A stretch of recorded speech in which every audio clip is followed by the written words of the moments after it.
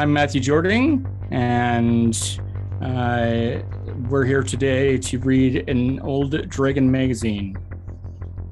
I'm Jason. I'm here to read an old Dragon magazine. Yeah, I'm Adrian, and I am here to watch these guys read an old Dragon magazine and just spout nonsense as they do it. Yep. All right, Dragon magazine number 88. Fresh from the eBays. Right, So what's it smell like? cover- Can you And, describe and this? this issue's from 1984, Yes. for context. Yes, 1984. A perfect time in gaming.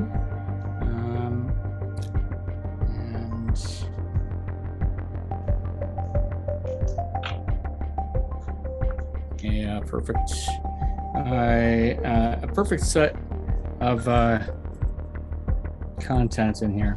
Do you guys know the artist for the cover? I do not. I'm looking it up. Ooh, I'm in the table of contents. Who's the artist?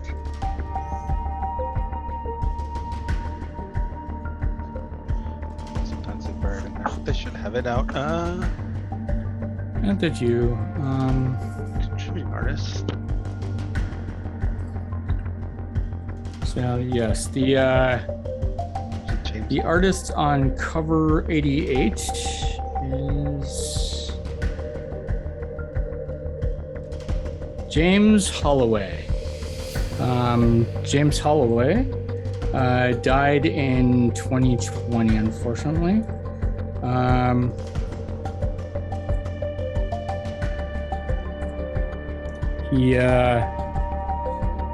His work appeared in not only Dragon magazine, but other TSR content. He was the original artist for the Paranoia role-playing game. Oh. He did Spelljammer, a D&D Adventures in Space box set. He was I think I have that. really. The Spelljammer box set? I actually have it somewhere around here too. Yeah. I've That's got wonderful. I've got two of them right over there. I won't get them. I would love to see that, yeah. He also did Tales from Floating Vagabond from Avalon Hill, Faz's Battletech game line. Battletech. He did Chill, Sovereign Stone, Beyond Shadowgate. Really prolific, and I think this cover's great. It's fantastic. Yeah, I'd say as Dragon magazine covers go, I'd put this in the upper echelon. It's pretty good. Sure. Yeah.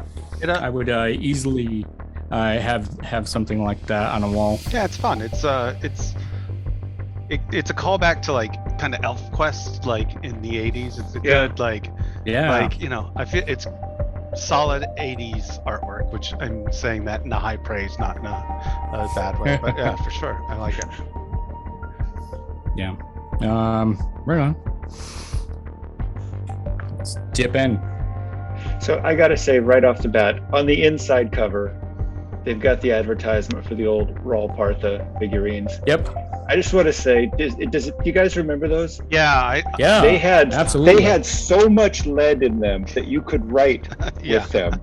Oh I yeah, remember yeah, yeah, I had a bunch they- of them left over, and I brought them to the store where I DM last year, and there's some players in their 20s, and I was like, oh, these old Roll Partha figures, they were so dangerous, they were full of lead, and the kids didn't believe it. I was like, no, really, and I started taking notes with like the figurines. They were horrible. Yeah, it's very bad. They were check to this me out. to where I grew up like more rural Pennsylvania, and they were like the ultimate, like you go to the mall and then in the middle kiosk, like That's right. The only place I think we mentioned this before, but the only place I really had a lot of D&D stuff was Walden Books. Like I would have the little Walden Books section where Yeah. like me and just a couple of the other freaks would hang out. And Walden Books was the sanctuary Yeah. that I could go to in any mall For sure. that I had family. But a lot of the malls didn't have really good. They had some comic shops, but they didn't have a lot of role playing stuff. But the pewter place where you get like stuff engraved in the middle would always have Ralph Lauren stuff. And I'd walk by and be like, oh, that's awesome. It's got crystal in there. It's so cool. It was like always the coolest thing to see them. But they were like unattainable. I had like one or two. I definitely had like a Gandalf looking guy with a sword that would always bend and I always straight up at. I was a big fan of it. It was like one of my favorite minis ever. So yeah. You know, the lead figurines, they do seem like they paint better. Like maybe it was worth just the brain damage. No? Maybe. I won't name the store, but a store where I DM sometimes, and Matt has DM there. They had some. No one's gonna put this together. Left over from the '80s, and they just gave them away. They're like, we are not only can't we sell these, we don't want to. Just here, does anyone want these, please? You must be don't tell the 21 health or over department with we ID. gave them. Yeah. You must be 21 or over with ID and sign something that you will not put in your mouth, no matter what. If I ever move out of this apartment, they're gonna have to do the lead paint warning to the next tenants. Just raw Partha figures sitting around on shelves. So this is 84, you said? Yeah, 84. So Raw Partha, watch for the Raw Partha booth at these conventions. HMGS in Alexandria, Virginia. I've never heard of that. I assume it's some type of wargaming organization. Atlanticon, maybe that changed to DragonCon at some point. Well, no, that's AtlanticCon because it's in Baltimore. So Atlantic. Sorry. So I'm wondering if that went to the. That's right. Was it the there's like a big Baltimore. I think it's Baltimore Comic Con or something. So that I wonder if it evolved into that because I was in that growing up on the East Coast. I don't really remember Atlantic Con, but there's some big cons in Baltimore, so maybe it became that. Yep. And then Gen Con Game Fair in Kenosha, Wisconsin, before they even got to their first real convention hall. I don't know exactly where they had it, but that's before the Milwaukee or any of the other locations. What is it now? Indianapolis? Yeah. Yeah. So that's cool. All right. And then a full page ad for ICE. Discover the action-packed world of Lore Master with campaign and adventure models from Iron Crown Enterprises. I don't know about you guys, but Iron Crown Enterprises games was my jam for at least a year and a half of my life. Really? Like full on binders and binders of cross-referencing tables about fumbles or whatever. I see. But I never got. What? It was a more of a. I see. It was a more. Most of the games were a little more intense, right? A lot more tables and stuff than. Yeah. Oh yeah. It was strictly for accountants. I was really into statistics. Anyone who enjoys just cross-referencing tables, looking up data, populating data at times. Yeah. That's the kind of jam it was. It was real Car Wars action. It sounds like lots of fun. I loved it. I absolutely loved it. And it did give a nuance to the game. Like you would know where exactly you did damage to an opponent and vice versa. And it would have rules about healing bones and all of that nonsense. So you would have to deal with a lot of consequences that you would otherwise have to rely on your party, yourself, or your DM to come up with, right? I do like that. I guess there's that. I never. One thing that we never got into is the action-packed world of Lore Master. I don't think that ever made it. RuneQuest had rules first. I think in RuneQuest you could specify I'm aiming for the head or the arm that's holding the sword, and then the DM you might have a penalty to your roll, but you could actually target specific body parts. Yeah, targeting was a thing, but this was every hit you'd tell exactly where the damage was inflicted and what happened. If that was, it was a little bit like Mortal Kombat in that sense. That's pretty cool. You could kind of see the fatality as bones broke and whatnot. At least through the magic of statistical tables. So you could get the Roll Master in a complete box for $38 there, which I don't know how. Did you have that? Did anyone have that? Was it I had that. Was it a big set? Was the Roll Master? Yeah, it was a big set. It was 4 books. Yeah, because you had like armed law, claw law, character law, the other laws, spell law, I guess. There were so many laws. And then, eventually, because like there'd be updates in the magazines and whatnot on certain things, eventually you just like cut up all of your laws and whatnot and just put them in this huge binder sets that were just ridiculous. Just would be like comical, like a gnome coming out with a huge book, like looking up some nonsense, which is kind of wonderful too. Preparing you for that future career as an accountant. So one quick side note, Ral Partha, because I looked it up, they are being made by Ironwind Metals, so they actually are still producing Ral Partha. I'm guessing less lead now, but they are still. I'm guessing all the original casters are dead. Yeah. Well, hold on. What country are they manufacturing? We don't know that. That's it's true. Not lead. Yeah. All right. Here's a table of contents here. We've got. I just have to jump straight over to the very first letter to the editor. Oh yeah. Is just you don't need to read any others. This is just perfect. Is this one little word or? No. Dear editor, I have a problem that I think other DMs might also experience at one time or another. One of the players in a dungeon had an argument with another player. I don't remember the exact situation, but one of them said, "Let's send it to Dragon for the answer." Oh, yeah. I don't believe a letter was ever sent to your offices. Yep. However, after about 2 months, he showed us a letter that was supposedly written by Gary Gygax, stating that he was in the right. The letter was not signed, and it was typed on normal typing paper. Yep. My question is this. If the letter is not printed in your magazine, will it still be answered? And if so, will it be typed on Dragon letterhead? Should I be suspicious? This guy. I wanna respect the word of Gary Gygax, but this guy had. I'm just picturing the kid who showed up with like the type, like on like cheap typing paper. It's got like a word scratched out in pencil. Gary wrote me back. which is sort of adorable.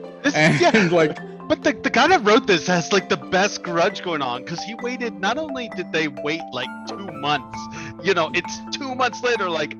Then he shows a letter. Then he writes it into Dragon. So probably waits like another month for a response. So 3 months later, you're like, yeah, full of shit, dude. I told you that paladins can't do that. Like seriously, what an awesome grudge. I mean, this guy.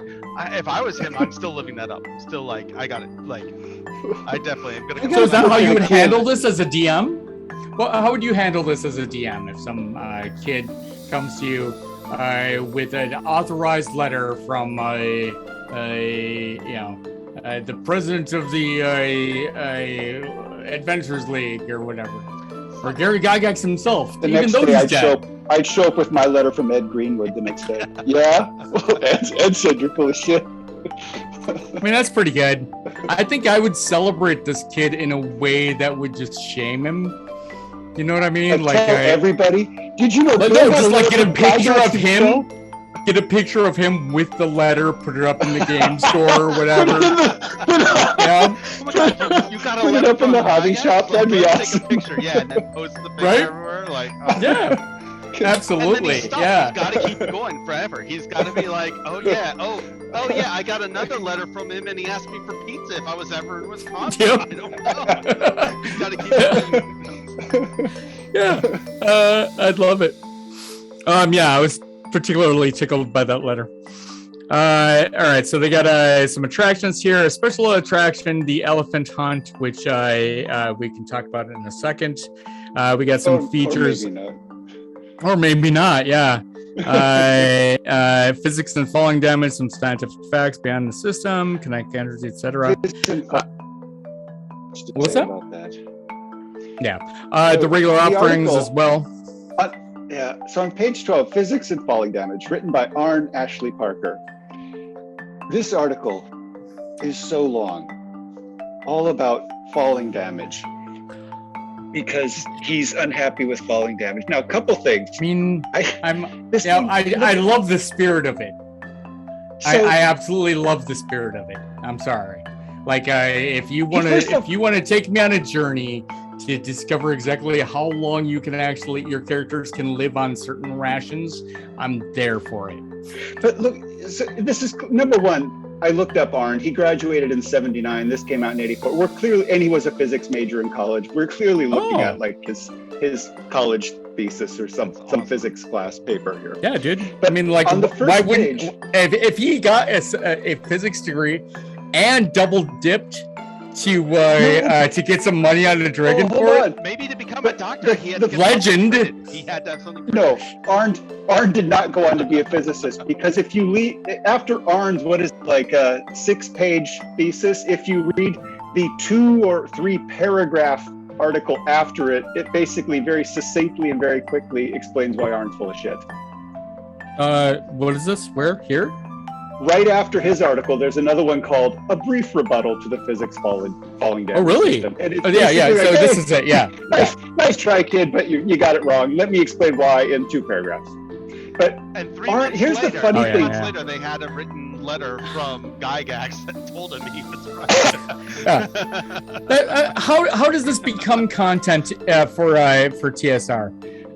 Because this just seems like they had a story that sucked, and so they published it with a story about the story that sucked.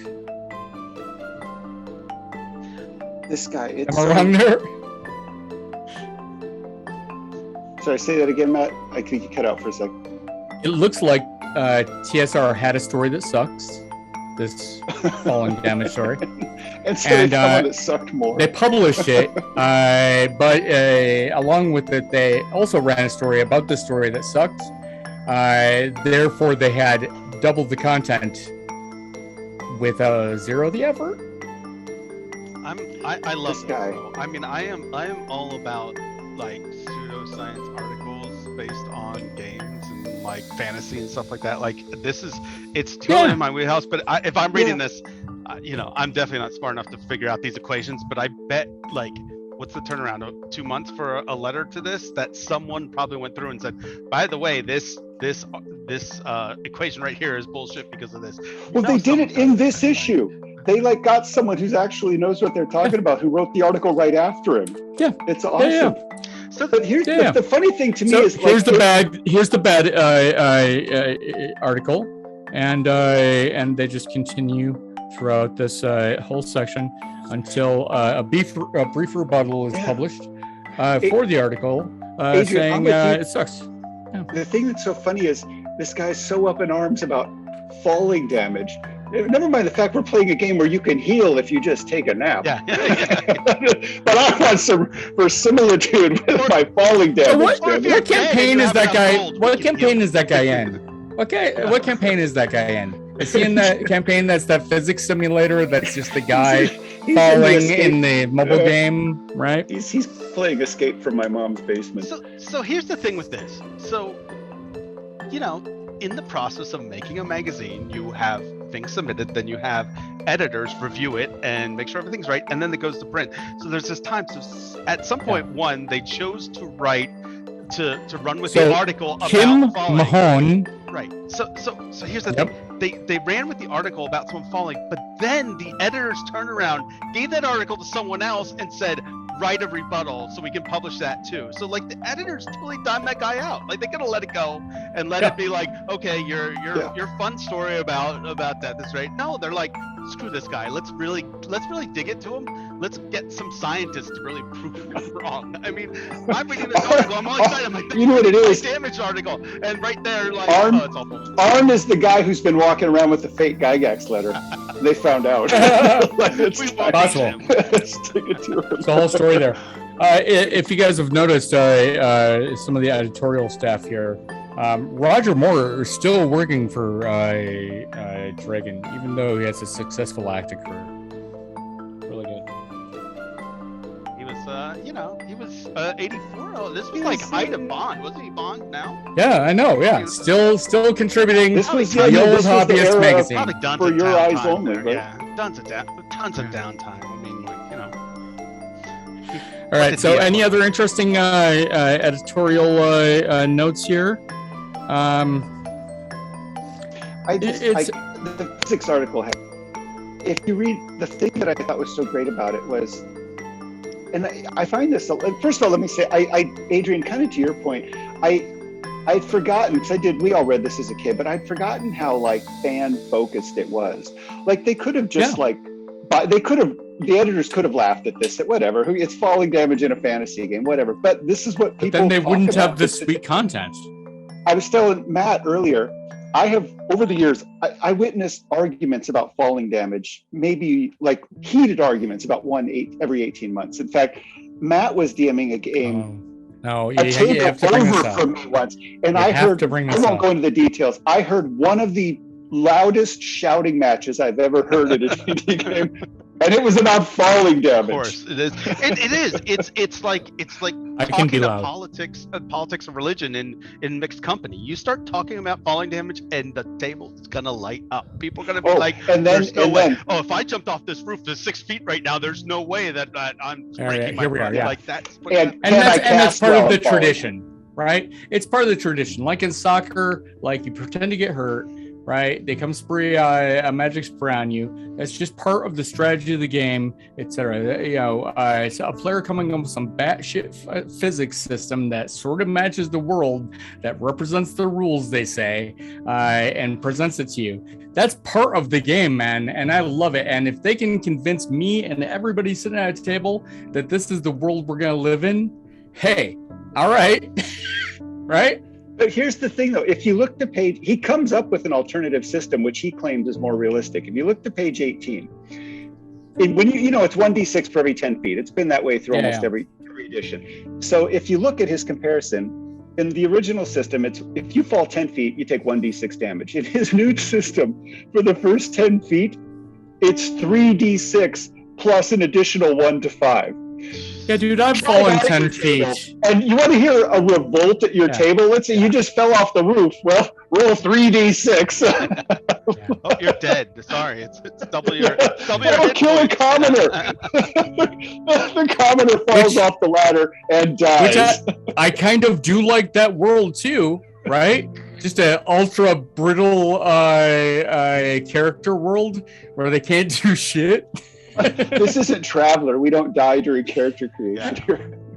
But it could be, and good for this. What an exciting funnel! 3 of you fall off a roof and die. Like, oh, you got one character. Oh no, there's ice on the road. Oh, he survived. He's a barbarian. Yay! So in '84, we were all like early teens. I mean, can you imagine like how many of us fell off of the garage roof at some point? That's every day. Yeah. Nobody took 3d6 damage. No, that's how we started our morning. We ate raw coffee grounds because we didn't have time to brew any. I ran outside, jumped off the roof, and then ran 40 miles to school. So the closest I probably came was I would do the swings and you'd jump off at the height. So you'd go flying and stuff. And you'd always hit the ground and fall. I'm like, I'm not going to do it. And I stuck the landing and I was like, I'm not falling. And it shot up through my back and I just caved. And I probably took a solid 2 to 3d6 damage there. Luckily, I was a stout little kid and I probably had a couple. No, you gotta noodle it out, man. You gotta bounce around and let all of your limbs I flop. fall off everything now. If I fall, I'm crumbling. Like, I mean, I get out of bed and I go to the floor, but I'm not getting hurt anymore. That's it. That's the only thing I've learned in any of the time that I spent as a youth in martial arts is how to fall. So to this contents, they have the one little word, which is where they get to make their little championing statement. And so far, well, we haven't gone through many Dragon magazines as of yet, but as we go through, the one thing I noticed is they really use this to be defensive. They use it to say, oh, we're not taking sides, we're not doing this. Here they're saying about trademarks and stuff. Like it's really interesting how they're like, they choose the most defensive person in the office and they get to write their one little word for that magazine. So I'm interested to see if it keeps going with that as I dig more into these, because they're like, okay, we got to, if anyone complains, we can just throw them to this little article and say, look, we're sorry, we wrote this to say we're sorry beforehand, which is always better. Like, sorry for this. Yep, this is Kim Mohan, a longtime TSR contributor and employee, and in fact came back to Wizards of the Coast after a little bit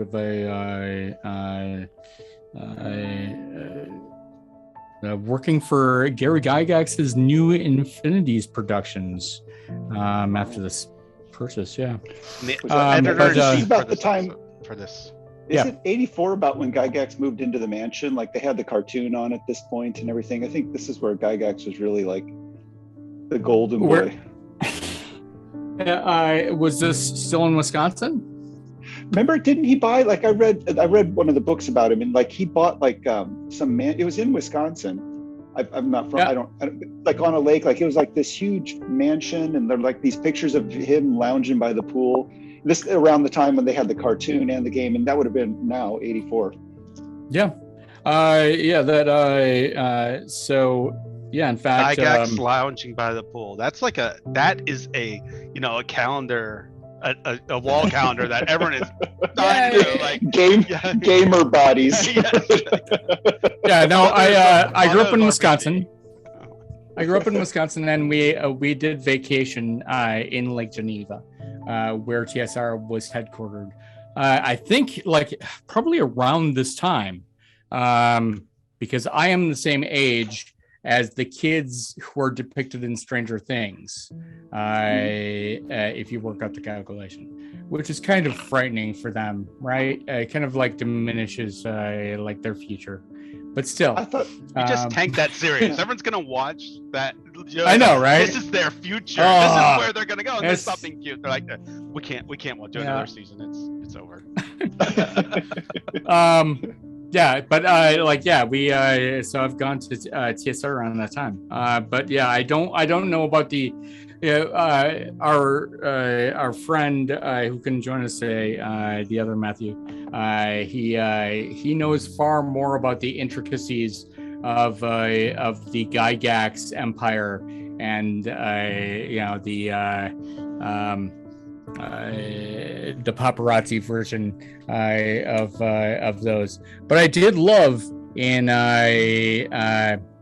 was it Dwarven Forge's documentary? Right. What's his name? Who started Dwarven Forge? Just getting into a physical altercation with the Gygaxes. Absolutely loved it. It was perfect. It represented a Brooklyn of a time that I am proud to have been part of. I've heard from others who witnessed it. Apparently the story is 100% true. Yeah. Love it. Absolutely love it. Anyway, any more interesting letters? Not really.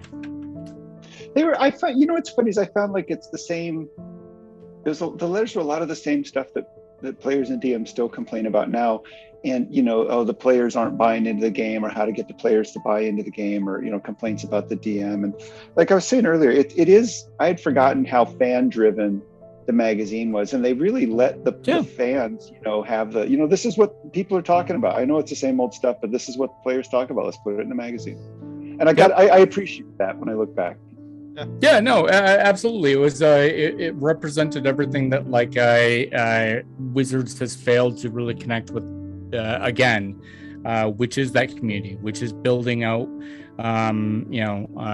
tools and conversation pieces, which these are. A lot of these articles, they're systems in themselves. Yeah, I mean now like it's such a huge thing because the internet, it has like all kinds of people posting and showing and doing things online, and you're doing it, and so, but like here you had to find the community, and then you had to deal with that community, and you were in a bubble. Like it was like you might know a convention and or you something didn't, like that, and you didn't have friends who played D&D yet. But there's this magazine you can read. But on this top of magazine was the like, oh man, it wasn't just this magazine. The magazines in the 80s were awesome. Like this, Wizard for Comics, like I had no one to really I had friends that we would read the comics, we talk a little bit about it, but like Wizard magazine would be talking to me about like the creations of Image Comics while it was happening and stuff like that. And it's like, man, this is great. And it was doing the job it was doing the job that extremists are doing on Facebook now. Well, but no one was cultivating the subculture. But you weren't like waiting for the next, unearthed arcana to drop online. It was a slower bleed out of information. Yeah, it was. Yeah. I mean, yeah, as Adrian keeps on saying, like waiting for the letter to come back from Dragon to say that yes, this Gary Gygax letter is authorized, as of course they would. Yeah. I also feel anybody heard of this? I also feel the magazine didn't necessarily draw people into it. They had to already be in that microcosm to get into the magazine. Yeah, like you don't walk by and see Dragon.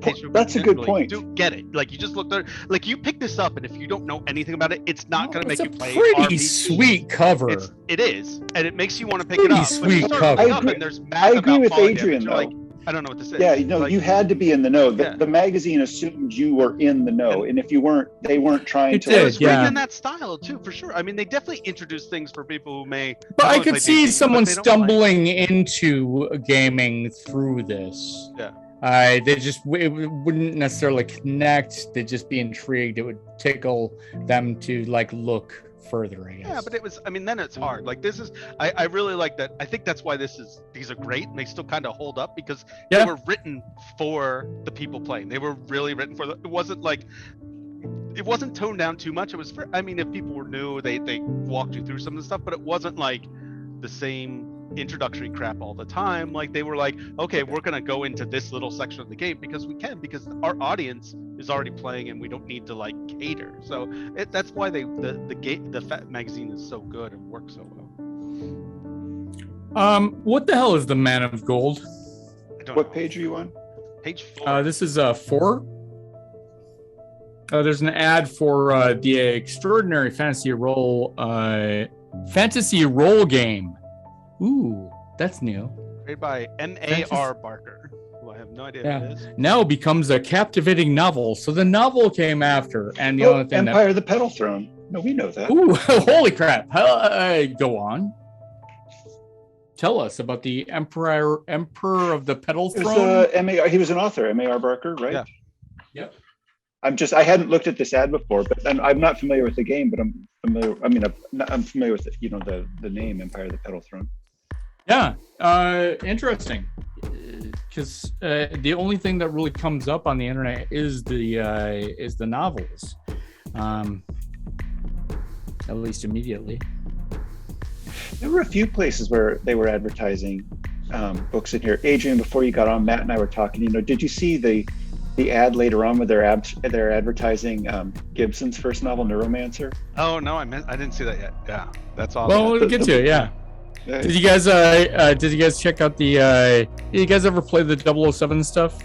Victory? No, I didn't. It was that, and no, I remember seeing it. Oh, but you know what? It was put out by Victory Games, which I forget that they took a dip in role playing. I always think of them as war games. Yeah, the war games. What did they produce war game was? Do you remember? Did they do Ambush? Was that Ambush Victory Games? Yeah, they did Ambush. Yeah, Ambush is really good. Which is Ambush it's basically a role-playing game. It is a role-playing war game. I mean, it's like you have charts and stuff, and you're trying to figure out what your people do. You do a lot of rolling and stuff. So again, ICE is a good system. It seems like it, yeah. But yeah, Victory Games has a very extensive war game history. And that address over on 33rd Street in New York, it's so fun. I walked by there. Yeah, they got picked up by Avalon Hill, right?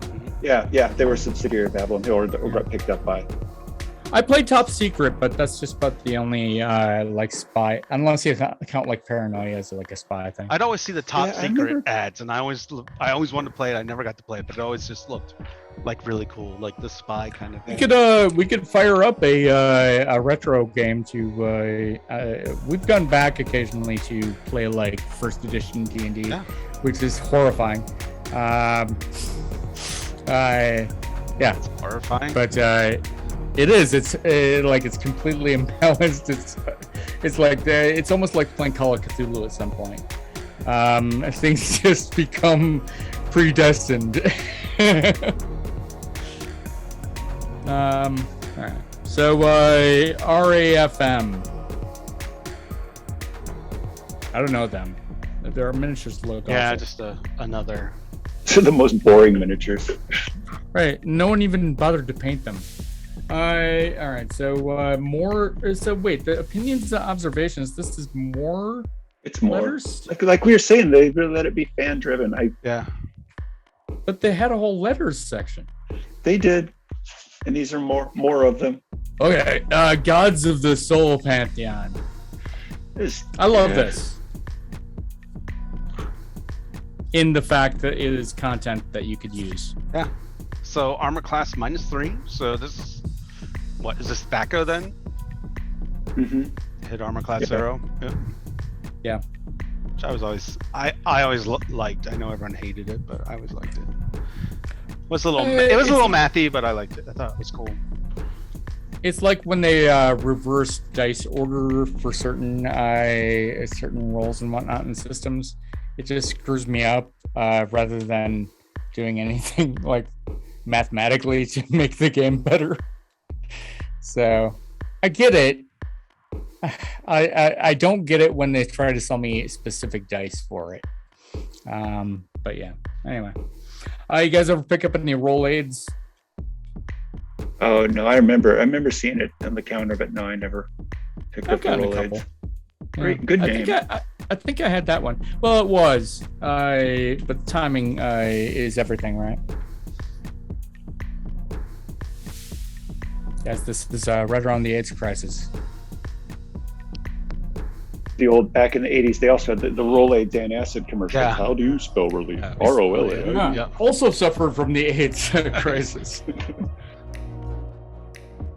We had, when I was that age, we had. How do you spell relief? We had many ways of spelling relief at age. Oh yeah. More Ed Greenwood content. And the I infamous know, I When I was love reading and through hate that- Ed Greenwood so much. I want nothing but the best for Ed Greenwood. I want him to be pampered everywhere he goes. I believe he is the best of us.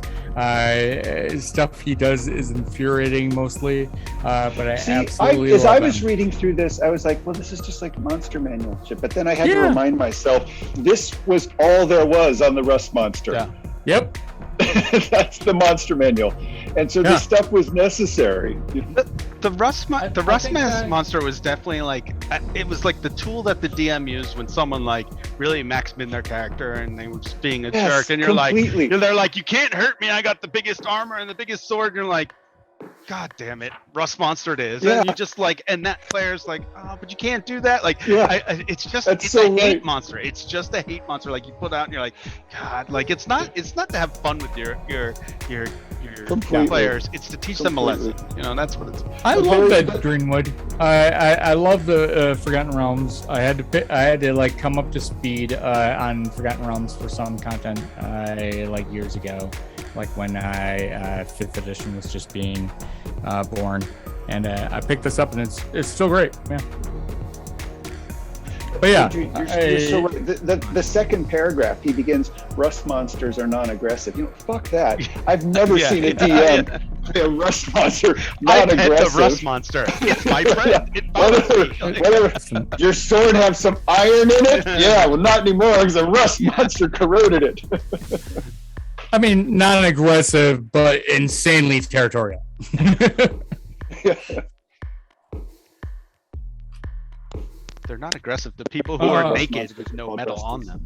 Grenadier was the next step. They were big models. They're big. From Yeah. that's like you would see Grenadier as people who graduated from Royal Partha School. And they came. Right. They, Grenadiers were expensive and they were nice. Yeah. They were tough. Were they led? Well, you couldn't write with them. No, they were safer than the raw parts. but they were like they show here. They were in boxes. Lots of times, I think you almost always got them multiples at a time. I don't think you bought a lot of Grenadier. And Yeah, you didn't buy Lucy's. Yeah. They came in a box and they were labeled like Elf Caravan or Yep. something like that. Or Grenadier Secret Agents, as the box here is. Yep. Whenever I All see right, the so- Grenadier figures, they always remind me of the old animated Hobbit movie for some reason. Maybe because they all Yeah, they were all yeah, out yeah. about the same time. Oh, The Ralph no, Bakshi stuff? they Yeah. had, yeah, no, they had their Or not Bakshi, yeah. the proportion of the figure was squished in such a way that it did look very much like that animation style. This makes me think of like old school war games too, where they would have like a huge table with like all kinds of hills and stuff like that, and they'd be redoing the Civil War or something like that. Like those I feel were big Grenadier models. Those, like, I remember when I was a kid, like the historical wargaming guys, they were like older guys with beards, and like on a Saturday I'd go to the gaming store, and those guys, they'd have like the armies out and all the dice and tons of books, and it'd be like, oh, don't go over there. Yeah. Don't disrupt them. Like, They're sitting around, and like you would think to yourself as a kid, like, oh, someday maybe I'll be able to. I know. They're researching the actual historical siege techniques of a certain Persian empire or whatever, and they need to express that through math on a board with these figures. You're making fun of it. All that appeals to me. No, I'm in it. So Warhammer's like I've that. got You get the stuff. table with all the things. And Warhammer's very much like it. And I was all excited. And I went to Origins or something like that, and I played an introductory to Warhammer because I've never done it. I'm like, I'm gonna sit at the big table. I'm gonna play it. I was really excited. And you just rolled a bunch of d6s. It was like, I felt it was underwhelming. I'm sure I didn't get it into in depth, but when I would see these people play, they'd be like measuring stuff and analyzing and like in depth. And I basically was like, I moved this guy and measure and roll some. Yeah, they'd have the yardsticks and the rulers and like the armies that were all printed on a little card. It's I don't know. I feel like it's a lot more fascinating than when I actually played it. But again, I didn't get into it deep. I'm sure everyone would bash me and be like, oh, do you guys remember those? They had the books that the historical war game, Osprey was the publisher. Yeah. They had all those books. Like, I mean, they'd be painting their minis down to make sure the uniforms were accurate, and they'd have like all the cannon stats for Civil War battles. Yeah. I mean, it's meticulous work. It's beautiful. I love all the spirit of it. There were a lot of Nazi regalia and a lot of modern stuff. I don't know about that. It's like the History Channel. Like, I do love the scholarly pursuit or whatnot, but we're sure seeing a lot of Nazis. All right, so books, a lot of cool stuff coming out. We got Gregory Benford, he's always good. We got William Gibson, Neuromancer. So the Joel Rosenberg thing, before we get to Gibson, Rosenberg stuff. I have that whole series. Yeah, I read these. Sword in the Chain. I can't remember any of it, but I know I've read these, and now I'm like, I got to go back and read them because I just don't remember. I think there's either 5 or 6. I've got all of them. They're good books, Matt. I'd be impressed if someone at a table like presented this drawing to me as a GM for sure, right? Shit, he's got it. I've got this is just a few of the Rosenberg books. Holy crap! Hold on, I like these books are fun. It's about a group of kids who get sucked into their game, and they show up in the game as their characters, very much like D&D. With the stats they rolled for their character. But it's different. Like, there's one kid in the game who, like, in the real world, he's disabled. He's in a wheelchair, but he always plays a barbarian. And so when he shows up in the game world, he's got the stats that he rolled for the barbarian, and they're all their abilities in this alternate world are based on the stats they rolled. So it's like heavy metal. Yeah, with less nudity. There's also a recent comic book series by Kieran Gillen called Die, I think, which is very much the same, where they get into another. Kieran Gillen. Yeah. A comic series, like Kieran Gillen, the actress. No. Am I missing his name? He wrote. He's a good thing. I think it's Kieran Gillen.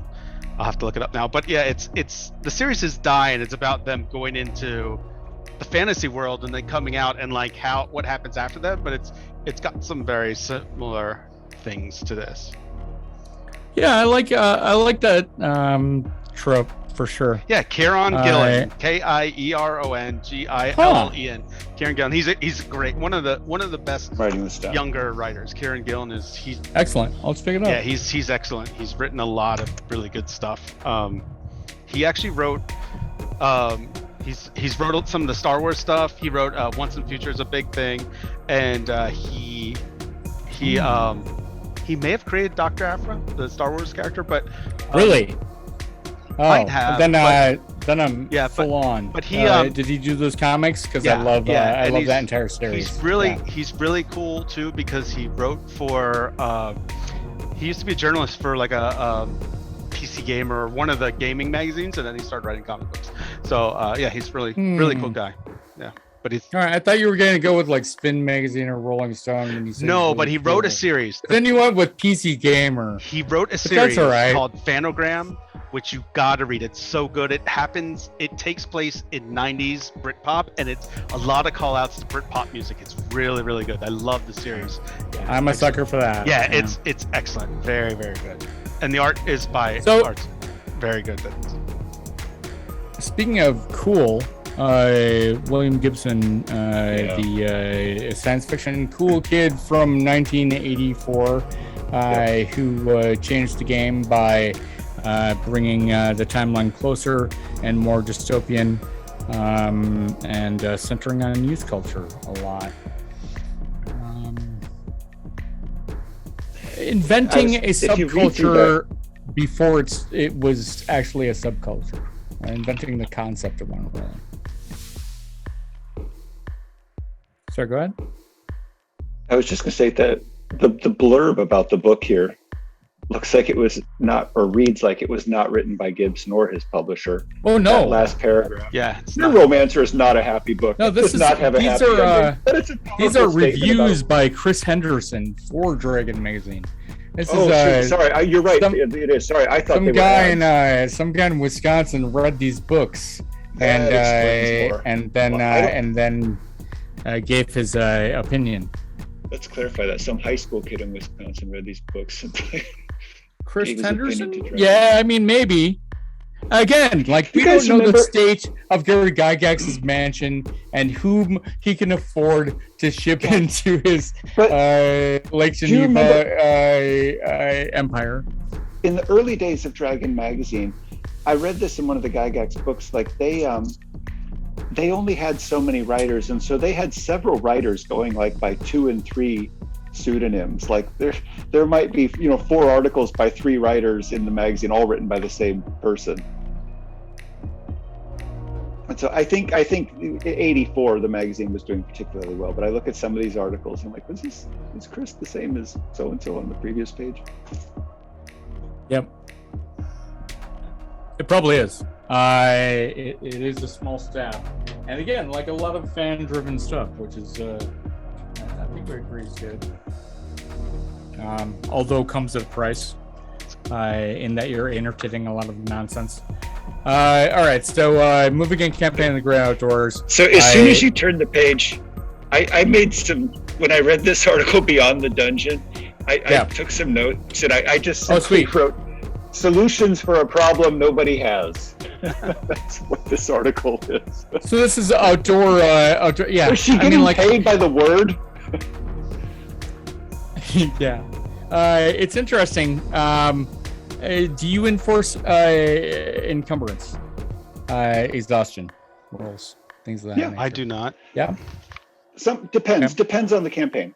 Depends on the campaign situation. Like if it's convenient for you to do so. Yeah. No, not that. Depending on if it's a world that is particular, if they're going across a desert, if they're, I've been running, when I ran Avernus, they're in the first level of hell. Sure, exhaustion happens in places like that. When in IKEA. Yeah, you're lost in IKEA. You take one level of exhaustion. So what's interesting to this is this looks like they're digging down into like the wilderness, and that the Isle of Dread, the campaign back in 81 that was a big thing of that was about everyone talks about how this revolutionized the outdoor kind of thing. So I mean, it was a great game. Yeah, so, I loved Isle of Dread for sure. So she's writing this article like no one's ever been outdoors before. Like, hey guys, I got a bizarre idea. What if we moved our campaigns outdoors? Quick, I'll write 10 pages about it. Like most of the published stuff, I guess, was dungeon based at that point. Is that the? It wasn't. Assertion? Isle of Dread was 3 years prior. Yeah, like 1981. Yep.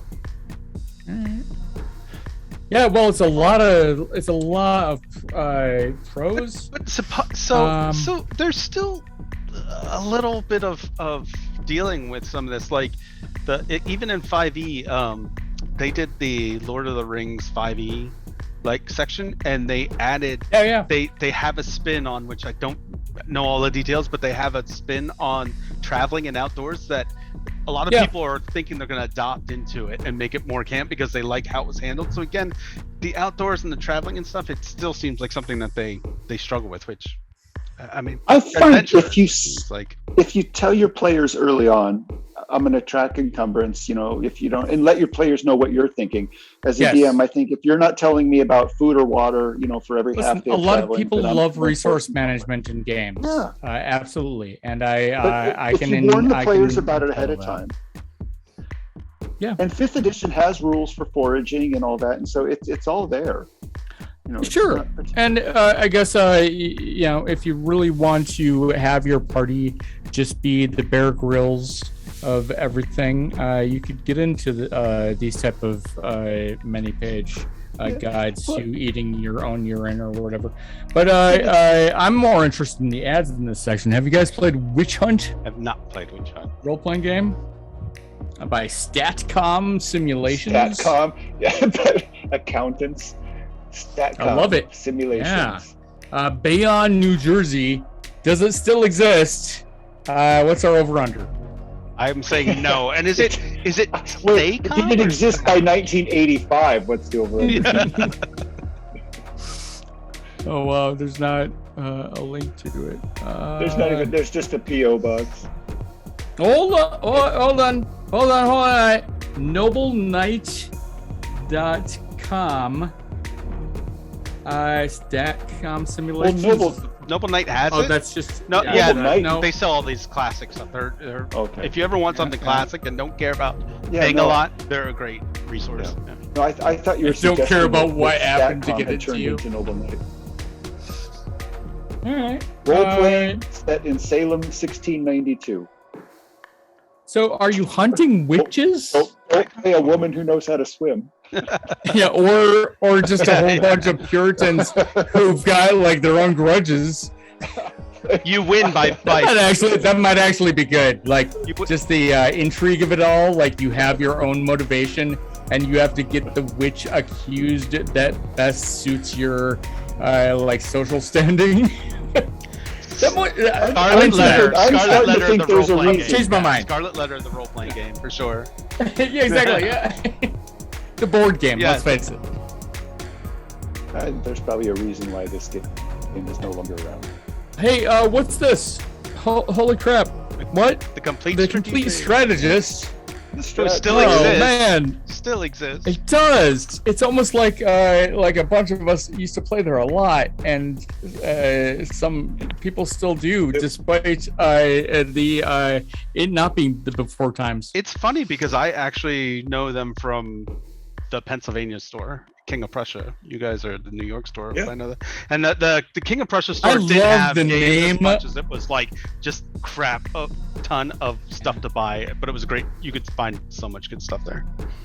King of Prussia is the most disappointment a place name can have. Much in my for me.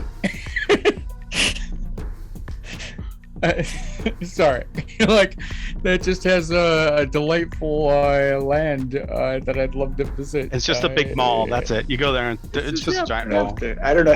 I've never visited Paris, Texas, but I'm thinking that's also a letdown. Yeah, probably. I'm pretty sure. Actually, I think I may have been there. And yeah, it is. Have you guys played any superhero role-playing games? I have played Marvel. a lot. I've played Marvel, a lot of different versions of Marvel. I have played Villains and Vigilantes a little bit. I've played Marvel and I've played Riffs, and Riffs is so. Riffs! I played Riffs. Superhero. I played the Hero system, which is Riffs considered a superhero? No, it's not. But just the abilities are so wild. Yeah, that's fair. Even though it's not officially a Riffs product, it's like Riffs adjacent because I think they use the same rules. The Teenage Mutant Ninja Turtles role-playing game, which was phenomenal. I loved it. Was a Riffs. I loved it. That's how I know. I didn't but that's play Palladium. That's Palladium. Riffs was Palladium. D10 for life. Yeah. That was. Yeah, for sure. I was really into Palladium and was it Was the mech fighting system they had? BattleTech or Mech Warrior? It was Robotech, I think. Robotech. BattleTech was FASA. Yes. Mech Warrior though was there too, and that FASA. were they both FASA? I'm not sure. Yeah, I think so. Yeah, I think, and we have a mutual friend who like went to school with a guy who like came deeply connected with the creation of FASA. Citadel Miniatures, Games Workshop. Games Workshop. One of the occasional reasons that it might have been better to have lived in England. I loved Games Workshop. In fact, I don't. There's still a Games Workshop here in New York. No, they're great, but I hardly played 4th edition because I was so into Games Workshop and Necromunda and all those games. They were so. I mean, much that's fun. what 4th edition wanted to be. And, right? and Games Workshop did it 1,000 times better. It was just they had fantastic games, and those stores, they were so great. The support and the products, and anyway, I have a real soft spot for Games Workshop. I agree. It still exists. Their own magazines that supported the games. Yep, they're the only game store that was able to make it as a franchise, or what? Not franchise, but able to spread as far as it has. But the cool thing about Games Workshop, remember those stores, was that like I never worked for them. I don't know the business model or something, but like kids could come and they would have they wanted you to hang out. It'd be like in the mall, and it wasn't like buy and get out. No, here are some tables. Sit down, hang out. Want to crack open your purchase and do some painting? Hang out. Yeah. I thought that was so. Here in Grapevine, Texas, there's a giant Games Workshop store, and you go in and there's tables in the back. They have like a cafe with even more tables, and like it's funny you walk in because we have that in New York for a lot of game stores and whatnot. We're actually very lucky in that respect, and things have become better. So the Games Workshop, don't give me that groan, Jason. You've got a lot of great options on that. The Games Workshop is fun to walk in though, because it's like you see the tables before you see the product. Like the products are usually on the outside, and they're not. I mean, they might have a couple standoffs and stuff, but they're not like in your face. Like you see people playing, and you see this. You go in, and looks almost like a game cafe more than a store, and it's inviting and also intimidating. Like it's a little intimidating to walk in there if you don't know anything about it, and you're like, okay, what do I do here? And like if you're in the universe and you're into it, like the stores are just really amazing.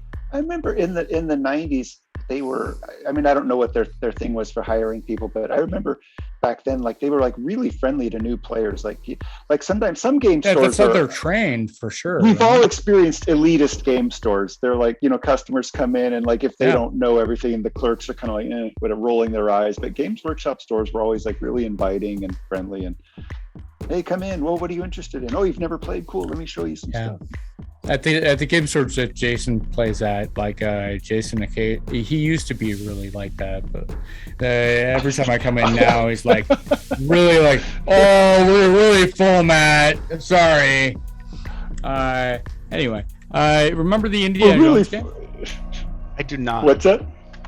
Do you remember the Indiana Jones TSR offer? If you can find a copy now, you're a millionaire, because it's like really? Because I'm not a millionaire, but no, it's like a super rarity. Is it? Because I was saying I would like to dig for this. It looks like it'd be fun to. It won a bunch of awards for like being because it failed so quickly and so spectacularly. Yeah. Was it? I remember the hype around it. I don't know. Yeah, I don't know. I think the market for role-playing games had a slower uptick than the marketing for Indiana Jones films. How's that? So I think they produced a lot more than based on like all of the numbers of D&D that were ever purchased or whatever. Did you guys remember that documentary from a few years ago about like how spectacularly that ET video game failed for the Atari system? I think Indiana Jones that for TSR. Like, oh well, we just Yeah, went but too the far difference this is time. everyone So owned Steven AT. Spielberg is just a poison pill for That's true. I owned it. I I had, owned it. I had a never copy. finished I it. love my 'cause 2600. I played ET. I had no idea what the fuck was going on. Excuse my language, but you'd fall down a It's pit, awful. and then you'd hold the button, and you'd float out, and I didn't know what that meant, and somehow I. But there were a lot of figured it out games like that. There were a lot of games like that. You stumbled on functionality in most games. Like it was an accident that I this enjoyed was pretty adventure dense. because I actually One game. found shit. Yeah. My brother and I Right. were talking the other day about. Do you guys remember the game Yar's Revenge? Oh yeah. Yeah. I loved how just beautifully weird that game was. Yeah, I still yeah. have a soft spot for Yar's Yeah. Revenge. That was a good I game. think that's the same game designer as ET. I don't know. I'm almost certain, but I loved Yar's Revenge as well. I did too. And it came with the comic book that Yeah. was just as weird as the game, like more so. So did Centipede. Centipede. I don't remember Centipede coming with the comic. Yeah, it came with the comic book For the 2600? mushrooms. Yeah, I believe so. You want yeah. to talk about great artwork too? The covers of Yeah. the boxes, that 2600 game, Yeah. like they were all Yeah. painted and like these just epic paintings. They were so amazing, and then you had a bunch of blocks. But like the paintings that they were on, it was wow. They were so good. And Yar's Revenge, the Atari artwork was like- was really great. So- RAFM company is Canadian Raw Partha. For Canadians only. Hey, I smuggled these across the border.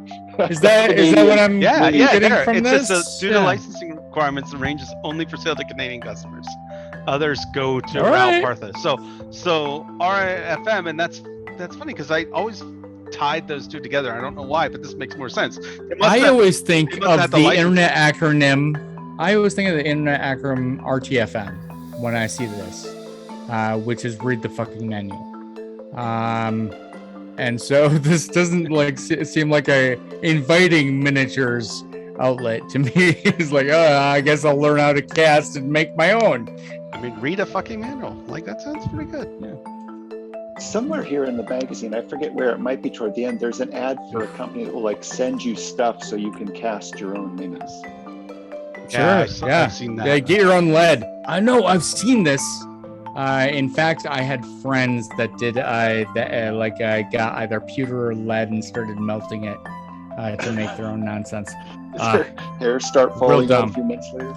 I haven't really caught up, but the 10th anniversary Dungeons and Dragons collector's set looks pretty good. At Gen Con 17, I believe in Kenosha, Oh, that Wisconsin. looks kick-ass. That's basic. right? I've too. never seen this. Yes. Yeah, this is That, like. I haven't sexy, either. right? And It's got I a played judge more- screen. I saw the more recent set where they did the classic D&D where it was like the white booklets and stuff, and it's like $100 for that or something like that. But this is pretty cool. This is beautiful. $50. Dungeon 50 tiles, bucks, yeah. module. And then we have Elephant Hunt, which sucks. The problematic centerfold to this issue, in which the game specifically says white hunters raid the land of Africa Oh, yeah. to It sucks pick up so bad. exotic animals. It sucks. It sucks in its design. It sucks. No, it's not in, Africa. It's in- Africa. Africa. They call Yeah, it. yeah. You They got- got by you it. dodged a bullet there. It's something totally Africa. different. You're wrong. It's not. It's Africa. Yeah. Which seems It's- even worse. it's That sort seems of- absolutely worse. Like we're not going to call it Africa. We'll call it Africa. Like it definitely sounds like they're Yeah. being even more insulting. Like I don't. So, let's do at least some good on calling out the piece of shit who thought this was a good idea. Besides Kim Moran, who was the editor-in-chief, who I believe at this point, after reading this issue, anything that is in the English language that we can actually print, we will to fill this 96-page magazine that we have to come up with every month. It has the So- appearance of like some of those Steve Jackson pocket games, and that's kind of appealing. But it's Yeah. it's not. I mean, the like, board game looks like specifically- Life or something like that. It looks really like. Yeah. It doesn't. I mean, this So isn't a this- role-playing game, and it looks like a board game for like. And just board real games are fine, but Yeah, but I mean, this who- looks really basic. When I say board Yeah. game, like it does not like a war game or something intensive. It looks like shoots and Yeah, ladders. yeah. It's like, oh, you go around and you land Yeah, on exactly. Like yeah. it's. It just does not look and right so for the audience. this is Tom Wham, named after the famous duo making pop music at the time. Tom Wham. Is he the author of this game? I think so. Game design and art, Tom Wham. Yeah. Oh, sorry, I'm looking on. Crap, TomWham.com. Oh, wow, this looks like it might be featured on his website. Is it like? Yeah. Oh, this is a bad thing. No, Tom Wham. No. Oh, yeah. Let's not even. But you know what, Kim Moran, I'm gonna hold you responsible for this one, buddy. It says venerable aid and it lists a bunch of people.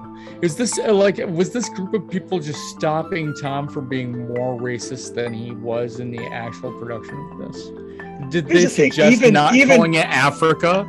I'm gonna forgive this, just like, it's a product of its time. This was bad in 1984. This was bad, super bad. So according to the website, Tom Wham is from Lake Geneva. So I'm wondering if there was he definitely had an N. He's probably like the husband of someone or something. Yeah, no. This is part of the sex cult that Gary Gygax curated for his mansion fortress of Dungeons and Dragons, maybe? Why not? I want to his things were here. Yeah, I'm on his web. Oh, he has t-shirts. Yeah, look.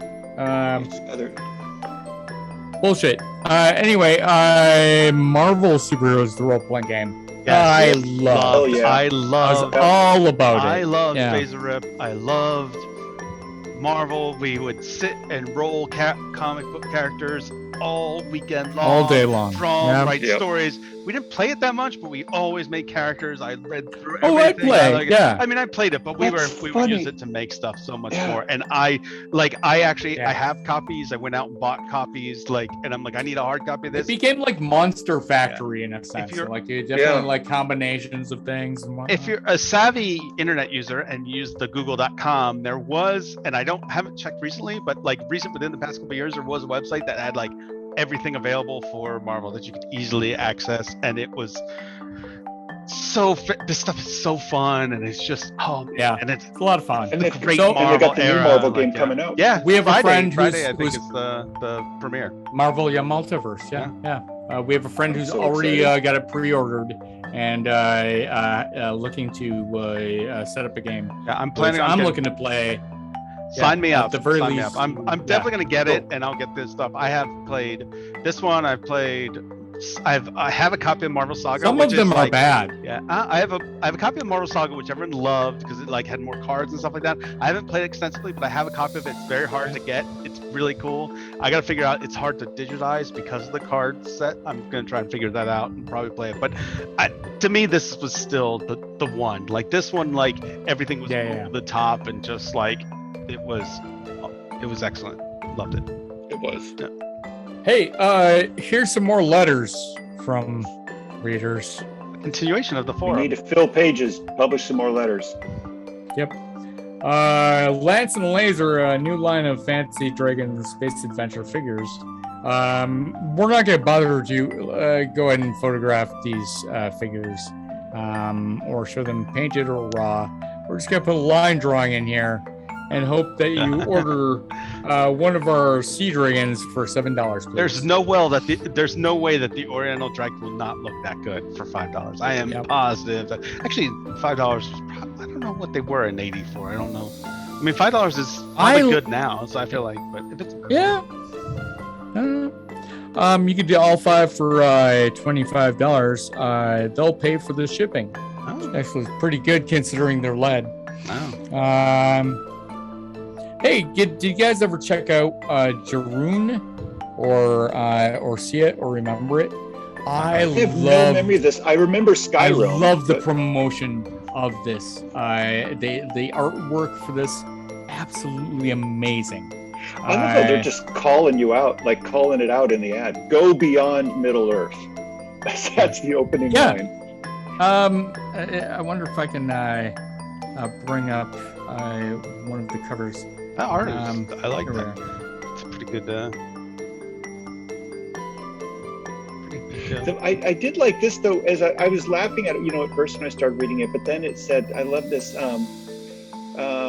real gaming material referenced from beginning to advanced players, 2 hours until first game time. Like they're like, no, if you buy our stuff, 2 hours and you can start playing. Like no, like endless manual. I think that's become a standard in a lot of games now. To give the time to play. Fresh off the docket. So a lot of people don't realize that this. Check this out. A lot of people don't this realize beautiful, amazing game, Sky Realms of Jurun, with all these amazing creatures in it. Absolutely captured my imagination.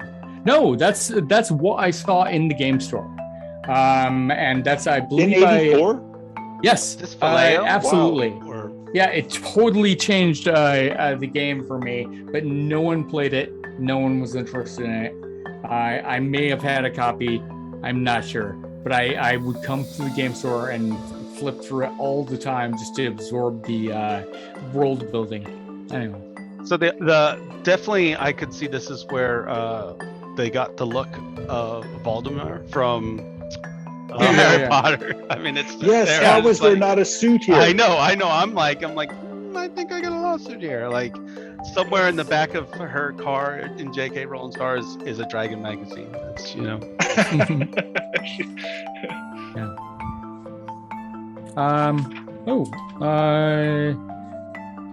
The rules for Star Frontiers Nighthawks game. Star Frontiers. Did you guys play that as a kid? Oh, really? I love Star Frontiers back I liked it. I had a friend, my friend Chip had it, and we played it. I know there's a new version. That's like a friend. That's a friend Joe Biden would have. Chip. Chip. His name was Richard, but so was his dad's, and so they had, one of them had to be something else. So Chip. He was a nice kid. In my house, there's only one Richard. I don't think he wanted to be. We're talking a long time ago. I don't think he wanted to be called Junior, so we called him Chip. I don't know, but better than Dick. Yeah, I do remember having a lot of fun with it, and it was all based around like you only rolled D10s, to my recollection. And I know people don't. I didn't get real in depth with it. Now people criticize it. I guess the D10 system didn't work real well, but we had fun with it, and I'm excited for the new version that's about to come out. It's still not Spelljammer, but I still feel Spelljammer is coming. I'm sorry, we're not allowed to talk. Yeah. No. Hey, look, more Raw Partha. This time so with Raw Partha modern. Apparently was the place to work. They had money to place ads every 10 pages. That doesn't mean anything. So we're from Cambridge, Ontario. What? Wait, no, can't be. Is it Ohio? Carthage Court, Cincinnati, Ohio. Oh, these are all various mail order locations. So that's RAFM. So Ohio or Ontario, I guess.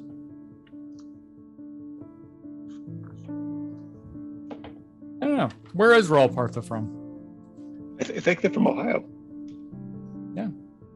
So, key to Ramali. Can I just ask you, gentlemen, to please just close your eyes for a moment? Let me read you a line from the third paragraph. Excellent. I love it. The 14-year-old in me. Does this count as ASMR? Yeah. Oh, well, you tell me when we're done. Talk in a slow, soft voice, please. Mm-hmm. Okay, no, go ahead. When I had insulted him by presuming to mount, he had turned his long neck and looked at me with total disbelief. He had given an anguished groan and collapsed, which wasn't easy to do since he was kneeling. Okay. That is some good writing there. I feel like we've left Dragon magazine and gone to a completely different spectrum of magazine at this point. He was writing for some gentleman's magazine at the same time. This was for Vampire the Masquerade. Oh, yes. This was for Vampire the Masquerade. This would definitely fit. Man. But I love the fact that they include fiction by fans. Yeah. It's not. This isn't like the New Yorker. it's not awful. Whatever. Like we want. This isn't even Asimov science fiction. No, it's fan fiction. Guys who like D&D. What's the best one? Put it in the magazine. Yep. And there's illustrations, and they're not half bad. No, not at all. Yeah. Oh yes! Finally, Correct. I can convince all of you to go back with me to the Rollmaster system, where I will entice you with the minutia of various combat styles. If your character dies and is brought back to life, he gets experience points equal to his own kill value. Interesting. Yeah, this is the pull quote they have. Think about that. That's the pull quote for the game system. Do you want a game where everyone is trying to die? While a pick will allow a character to learn a spell, there's a difference between knowing and doing. Even if your character knows a spell, he cannot cast it if it is of a higher level than he is. Okay. Hey, you can make a lot of builds that just waste your time, guys. Isn't that great? Cool. So this brings up an interesting conversation. This should be in one of the letter to the editors. What do you do when you have a long-term campaign? Everyone's invested in their character, but you've got one guy who's trying to get himself killed because he's tired of his character. Kill him. But you know that the rest of the group has invested in the story, invested in their own characters, and are depending on him to role play that character. So I recently kind of went through this. So I kill him trivially. During the pandemic, I got some friends who were completely new to role playing games. Who were like, oh, we want to try it out to play. So we started our own thing. It was a lot of fun. We started with Phandalin, and then I just spiraled it out. But what was really cool is everyone liked it and they wanted to keep going, which was awesome, very exciting. But the my brother and me approach. Kind of, yeah. But two of the people were like, I want to re-roll characters. Now I get it. I get what's going on, and I really want it. So I had that thing. Like, they didn't want to. And should we kill them off or not? So I had a cool like fast forward where I had like basically some shit went down, and then they were kind of recovering from that. And one of the characters was maybe dead, maybe not. They don't know where he is, and the other one was severely wounded and went off to heal. And so they kind of are still in the same universe. And then we just introduced their new characters. We cycled into the story, so it was fun. And I didn't necessarily kill him off. And one of the characters, I have some, even though he may be dead, he's not. He's got like there's some stuff that we may do in the future if we keep going with it. But that's good. Yeah, it was interesting because it's the same thing. Like, what do you want to do with I'd say I like to be flexible. I say the rule of thumb here is don't be George Lucas. Ask the players what they want for to usher off those characters, rather than forcing Harrison Ford to only come back if his character is killed, etc. I mean, the hardest part would be if you work with the person, like if some people are, the worst is if someone's sick of a player, and like how do you phase them out like in a long campaign. I'd be less about the character and more about like if someone's like, dude, can we not like get him like that? Having done a lot of Adventures League play to anyone who would enter a game store, that becomes even worse because then you have long-term players who just like are going to be problems for other players here and there and don't mean it, right? They just are annoying or whatever. And rub someone the wrong way, and it's really hard to manage, especially since you can't just indiscriminately kick them out because it's not your personal campaign. Yeah, I played Pathfinder a lot for a while because I loved having the 4 hours. You go to a game store and you can play for 4 hours and you can take your character around, because I used to travel a lot, so I'd look up comic stores and be like, oh, they're having game night. I go in and be able to jump in and play randomly. It's so exciting. I love that formulated. Adventure League does it, but it's not. I feel like it's not as Pathfinder really nailed how to handle it. They had like how they leveled up. The whole progression was really done so well about it. And for people who traveled or went to different stores, it was great. But I go to random stores, and the worst one was I sat down at a table and like these two people who were not you could tell they weren't like regulars in the games or anything. They like instantly are like, well, how do we play evil characters?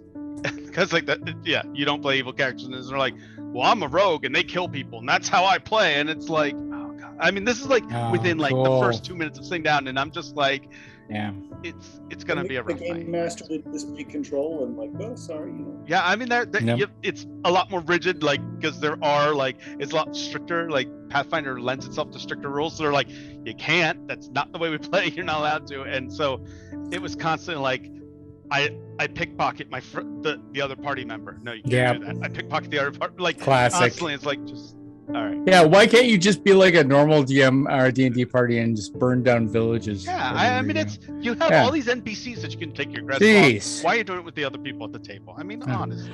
Hey guys, I was looking at the Silver Dawn thing ad here, and I think I've uncovered either an application to a very serious multi-level marketing, or maybe some type of Gygax cult.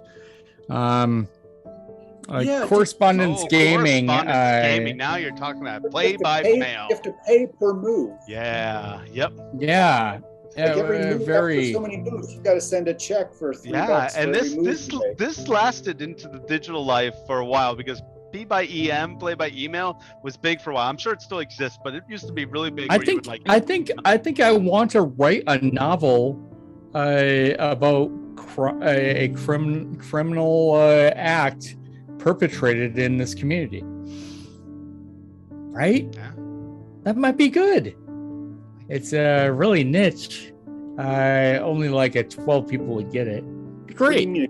Like a criminal act in multi-level marketing. Like, I don't know. Yeah, like in that community, like someone is grifting a whole bunch of players or whatever. I think Silver Dawn is the grifters. Yeah, well, yeah. Or you could do something. Yeah, for sure. You could make that even more sinister. Like this could all be part of the Gygax sex cult in Lake Geneva, Wisconsin, with his mansion and his etc. You can detail up to 3 pages of actions per turn. 3 pages of actions. I mean, I can write like, can I write in small font? Can I half space it? Like I can write a book. I'm getting my $3. It's like a Harvey Pekar cartoon, just like thinking of someone waiting for like that them to mail him the next moves. Yeah. Right? Oh, heartbreaking. To the next $3. He's like, sorry. All right, Aries science fiction gaming section. So what's cool about this is Aries was an actual magazine. Aries was a magazine before this, went under, TSR bought it, and then they cycled into another wise investment by TSR. They ran for like 2 years, and it had just started. Like this is 88. It started in episode. And what did they spin off again and sell the magazine in a new updated fashion that was more profitable for? Or nothing? Oh, that's surprising. Yep. So yes, Aries Aries, because I was like, when I first looked at this, I looked at this a little bit because I was like, I know Aries, I know it was a mag. I thought it was actually after this, but it was before this. This was after the. Is this where they got Roger Moore? Must be. That'd be great. Or Roger. That'd be great, right? An Aquahire, maybe. It'd be. It would make sense since. I guess 007 isn't science fiction, but if you were at Aries magazine, like Aries magazine, right? And you're going under, no one's buying it. Hey, good news, everyone! We've been bought by TSR. People would be like, at the time, what? Yeah, it's like Atari back in the day. Oh my god, yeah, right? TSR was huge. Yeah. I still get excited. If I see TSR, I get excited because even that, it was just, when we were younger, TSR was that was the role playing mecca. So like anytime I see TSR, even now I'm like we saw earlier the Indiana Jones was TSR product. I'm like, I need to check that out. Like, yeah, for sure. Absolutely. Products like there's other games like Rune Quest, and you'd see me like, I don't know. But I've not played Rune Quest. I have to check that out. Yeah. And I did check it, and there were other games in Cthulhu. We all learned to love that, but you just trusted TSR. Did we? TSR. It doesn't sound like we did. Like we did what? Learn to love Cthulhu. Well, I did. I love Cthulhu.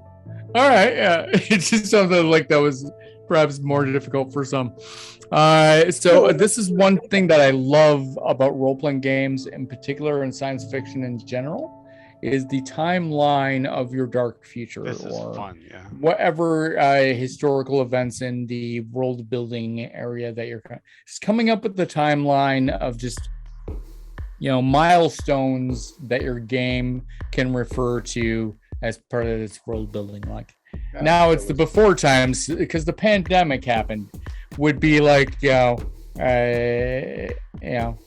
one thing that I used to just read in one of these things and think, oh, that's great. But now it's true. So let's see how we're doing. 1988 to 1990, World War III. Nope, that's happening in 2022.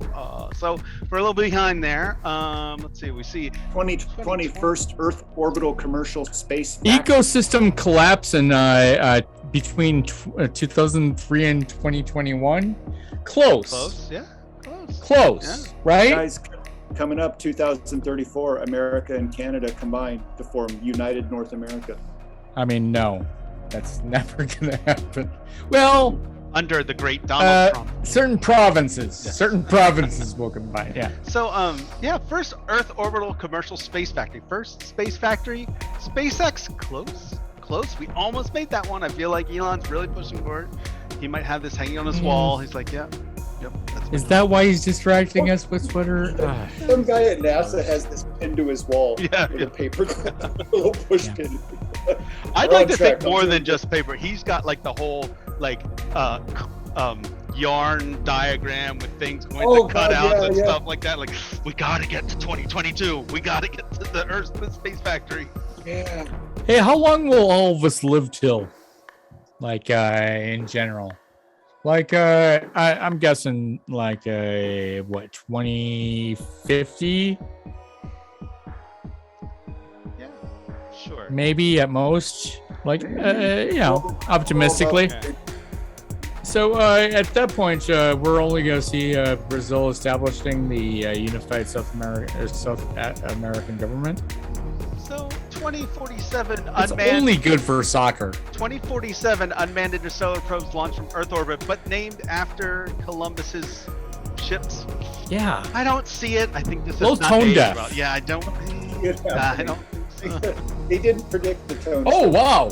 Holy crap! Look at all this. All right. I mean, again, I love this stuff. Actually, I'm sorry. That wasn't. That's named after Columbus, not his ships. But still, Columbus. I don't think so. Magellan, maybe. He was a bastard, but he went around the world. Yeah, and there's less known about him. Yes. And his various crimes. And there isn't a whole group of people just like really championing him, ripping down statues in a way. Yeah. As we look at this timeline, I feel like, remember in the Foundation trilogy, the Great Encyclopedia? Yeah. He would come back. Yeah. And, he had predicted their future for thousands of years, but he would only let them in on it every now and then. Did you watch the series? I haven't seen the TV show. It's not the book. It's the ambient noise and Zoom background that can accompany the book, I think. And for that, it is well worth the money. Okay. Honestly, it's beautiful. It's an ambient wash of like what is sort of happening, broad strokes, and it introduces an interesting thing with the guy who was the pie man on that show, Pushing Daisies, but then went on to be the bad guy in Guardians 1. Wandu, right? No, the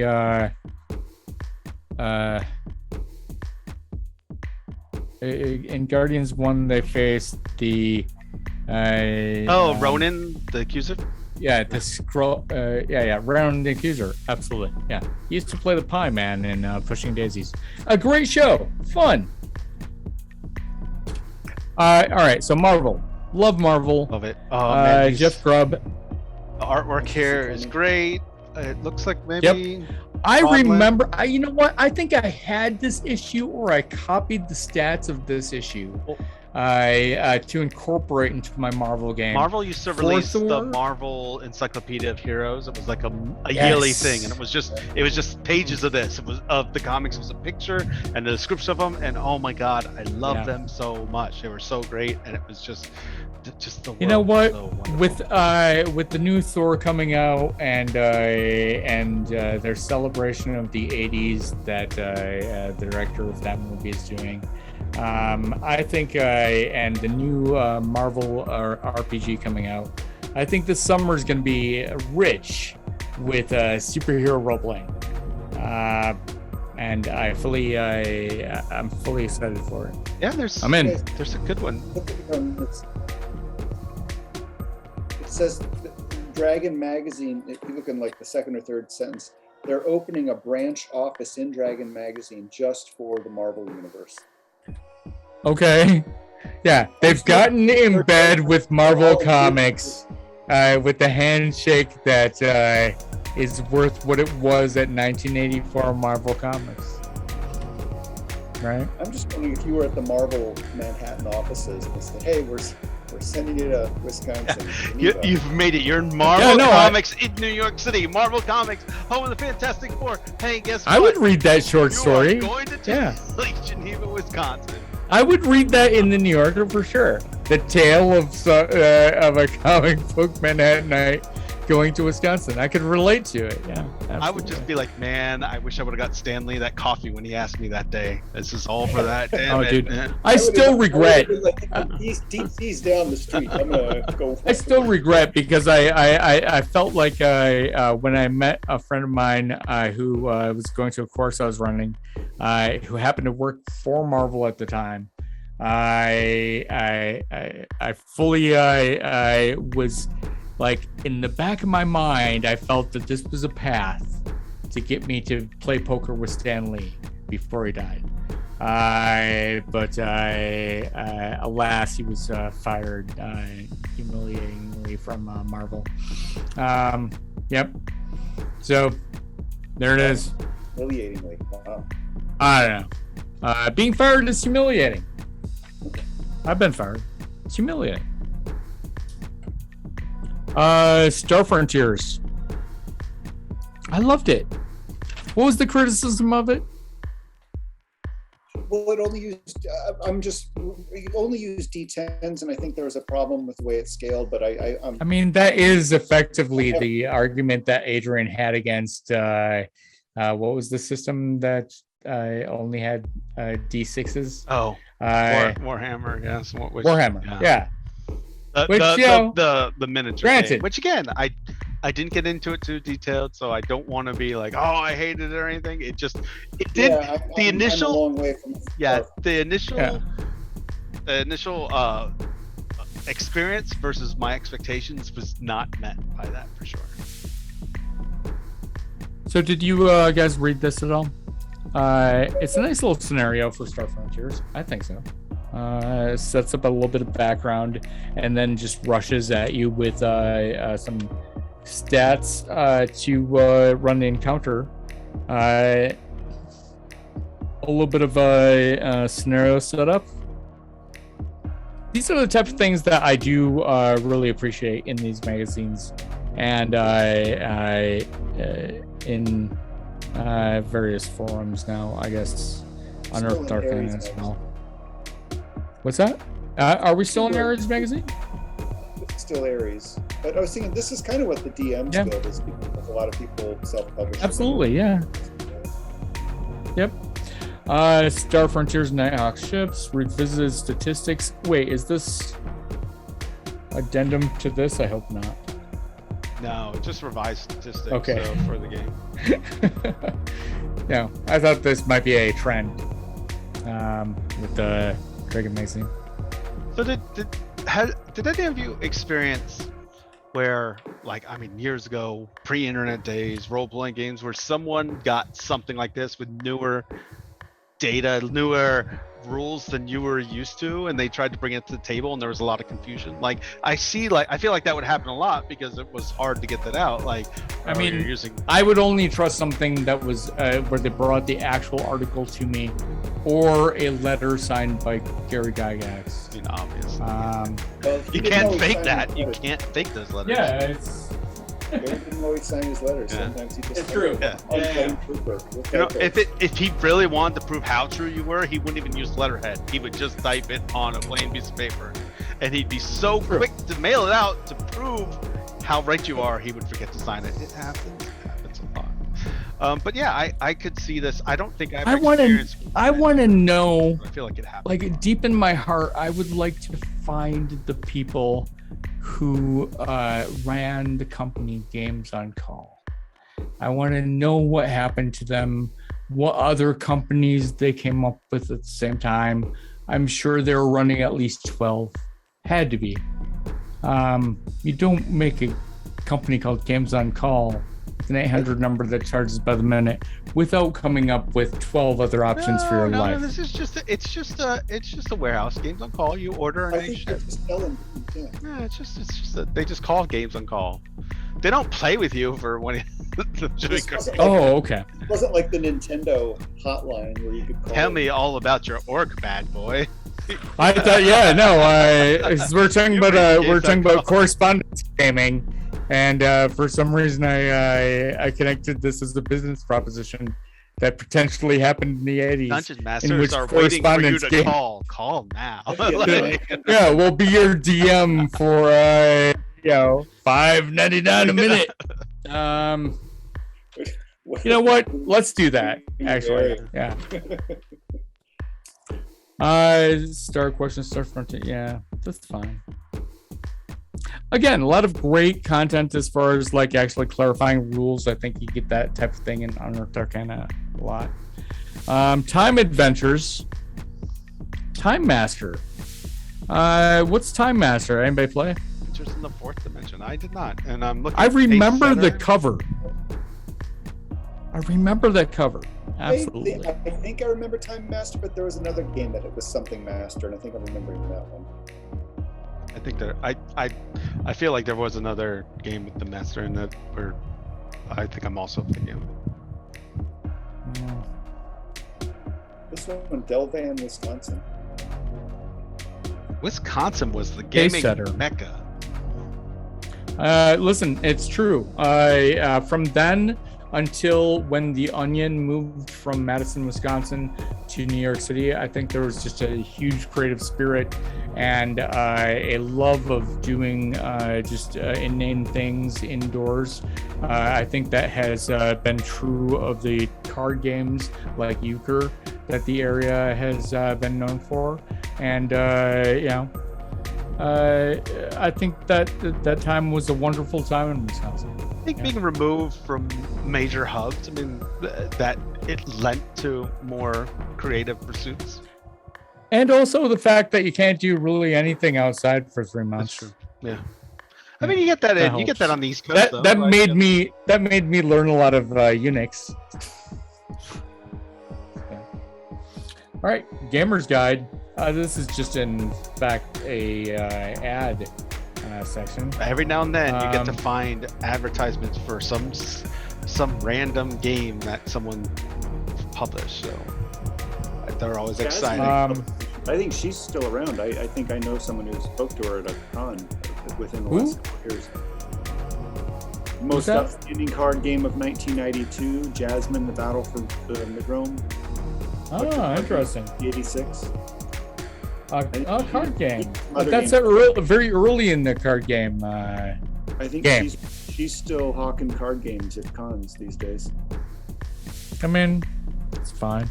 What's up with the Diskin Master computer games?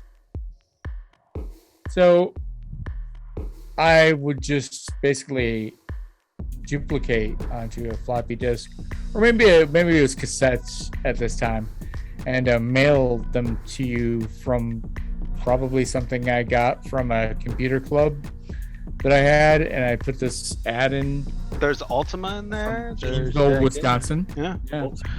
So that up top middle on the right, Dragon Bone. I've never had one or sit, but I've heard about this mythical thing. It's old school that's electric fun. dice roller. Like this, like is a pretty like I really like want a to. slide rule. Yeah, but it's a strange.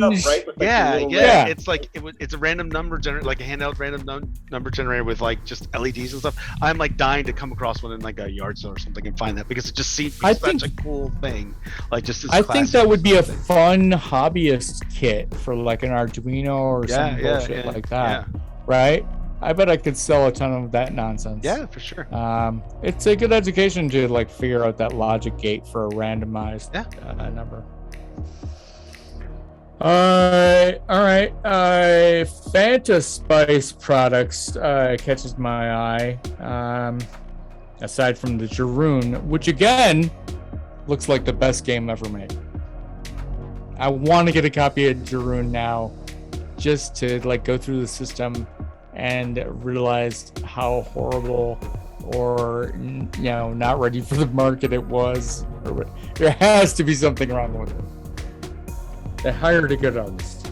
Adrian, I think I found a Dragon Bone online. I have to put it in the chat, or at least really? a picture of it. Oh man. Ooh.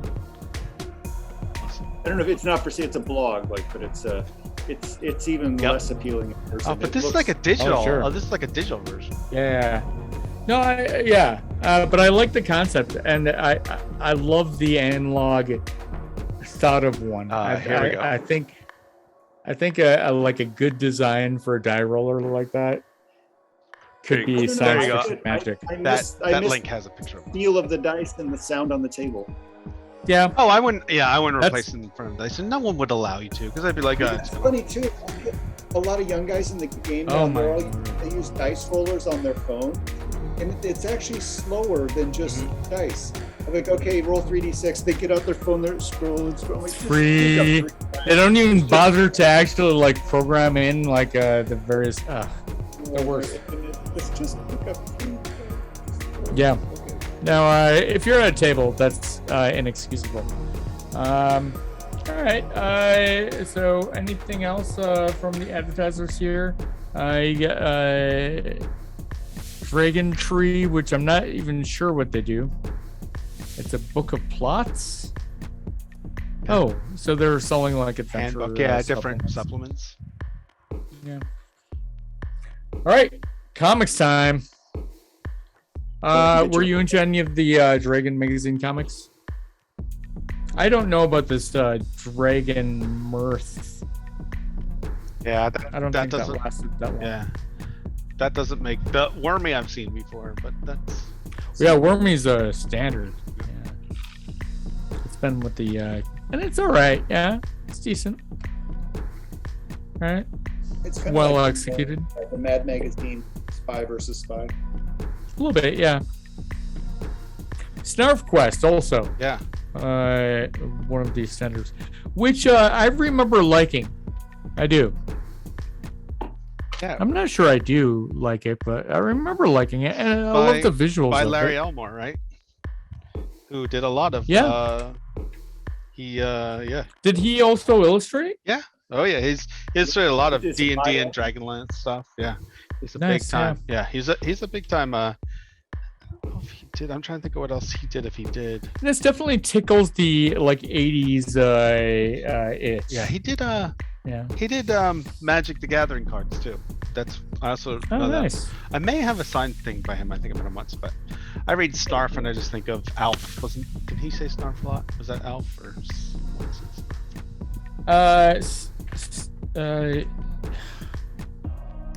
is it? No, No, it wasn't Alf. Snarf? Something. Snarf says Snarf. Oh yeah, Snarf from Yeah. Thundercats. That's it. Yes. Yeah. Yeah. That. What are you talking about? Yeah, Only I'm like, Snarf can say yeah, I Snarf. was trying to think of. All right. I enjoy this. This is good stuff. I would have, you know what? Why didn't TSR come up with or introduce a campaign in the world of Snarf Quest, right? With the races depicted here for us to play. It seemed like they'd have instant content available. Yeah. Anyway. Apparently there are.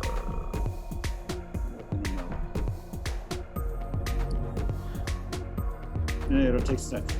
Surely somebody's got a Snark adventure out there. I would hope so. Sure, Yeah.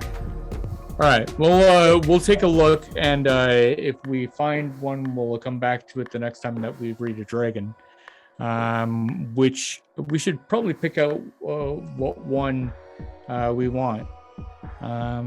So if you have any suggestions.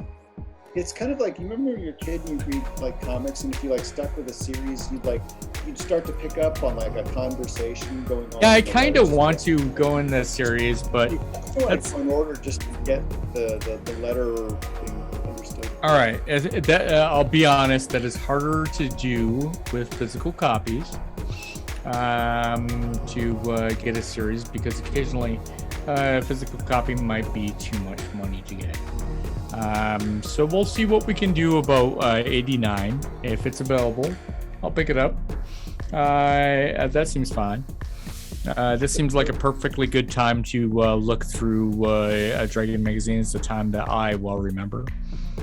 But let's wrap up with these two last bits, which is just going ahead and ordering more Dragon and West End Games, which I remember for their Star Wars games and others. Yeah, huge Star Wars.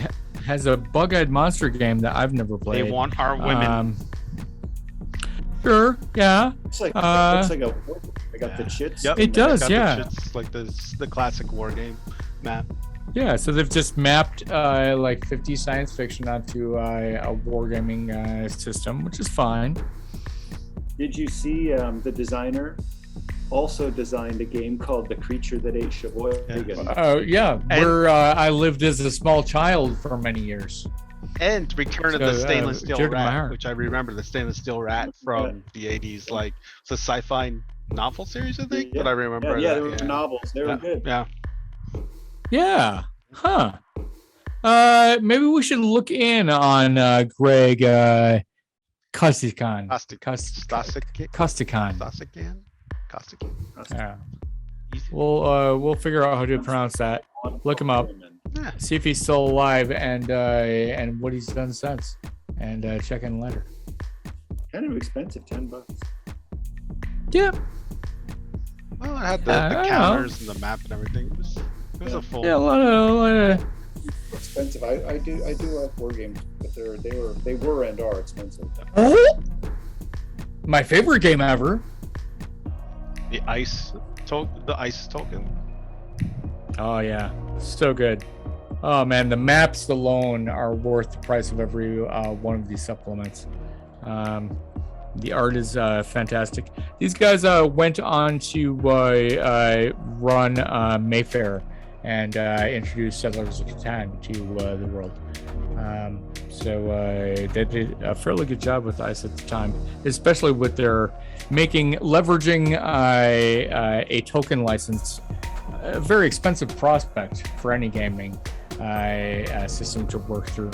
To actually, like, I think make ICE money, although they haven't done anything since. The weirdest thing is, I feel like every Tolkien role-playing game has been critically loved. Like, I really don't remember many of them. Like, I know the Ice One, like the One Ring, everyone loved. Like, but they just never had. I mean, they do have good production value. Right? Oh my, and they're beautiful books. A lot of them, like the One Ring books, are beautiful. But I feel like they just don't get the play draw. That, like, I don't know if it's too much of a rigid. I remember life or what is it like? There you go. Yeah. Yep. Good stuff. Which love it. Which there's another one. Is it the Ring? What's the one that's coming out by? I'm not sure. The company that did Aliens, the latest Aliens and The Loop. Oh yeah. They're doing a Lord of the Rings one. Really? Yeah. Are they? Are they? It might be out. Partnered with Amazon? I don't think so. That'd be a shame. I think that's where Amazon doesn't make use of there being one of the most influential companies in the world. Why aren't they forcing the game to match the series that they're producing? Yep. Yeah, you would think so. But yeah, I think Free League is doing I think it was them that was doing. Yeah, they're doing the One Ring. They're the new Free League's doing it. Ooh, and they just kickstarted the Blade Runner, which I am totally infatuated with now. Really? You're seeing it live. Interesting. Blade Runner is my favorite movie of all time, and I absolutely will need to play that. It's a good movie. Does it translate to a good RPG? I mean, I There's love. a lot of I pensive love the soul world. searching. I love the classic noir world where you got Yeah. it's like grungy. But the pensive soul cyborgs searching and is stuff. hard to replicate with RPG Yeah, rules. you got to open the book. I wish and look there was through a lens. way. Yeah. All right, guys, I'm gonna stop the live stream, but we can continue talking. Yeah. No, this was fun for Yeah, sure. cool. Absolutely. No. And stop the